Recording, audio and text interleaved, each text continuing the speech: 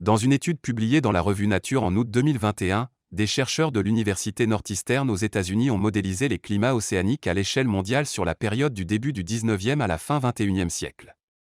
Résultat ?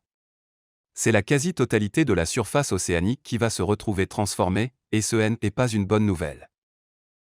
Réchauffement climatique et acidification des océans. Les constats apocalyptiques de la science ces dernières années n'ont rien à envier aux œuvres de fiction du 7e article. Si une récente étude avançait déjà que l'acidification des océans causée par le réchauffement climatique va entraîner la disparition de 80 à 90% de l'ensemble de la vie marine d'ici seulement 25 ans, les conséquences sur la surface mondiale des mers sont tout aussi inquiétantes. L'équipe de chercheurs a modélisé deux scénarios en fonction de l'évolution de nos émissions de gaz à effet de serre, GES, le premier présentant un pic en 2050 et le second en 2100. Que disent leurs conclusions ? Entre 1800 et 2000, la surface de l'océan n'a pas connu un degré extrême de disparition ou de nouveauté mondiale, observe-t-il.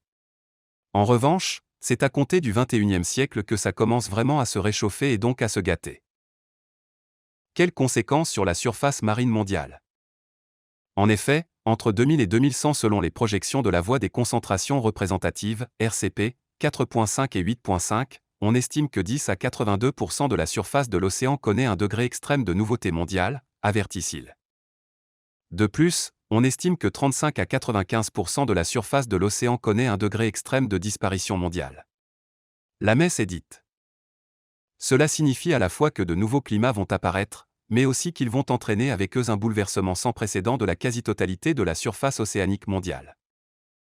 Car si au cours des 2 précédents siècles, le faible changement climatique a permis aux espèces marines de s'adapter en trouvant progressivement de nouveaux habitats, c'est incomparable avec ce qu'ils sont en train de vivre, et ce qui va arriver. Si la conclusion des chercheurs sur la disparition des climats océaniques traditionnels est juste, de nombreuses, très nombreuses, espèces vont alors rapidement s'éteindre. Note de la rédaction, les climato-sceptiques sur le point de perdre leur plus puissant allié ? Les très influents médias du groupe australien News Corp, connus pour leur hostilité chronique à la science du climat, préparaient pour cet automne une campagne de presse qui soutiendrait une politique internationale de réduction des gaz à effet de serre, et même de zéro émission d'ici 2050.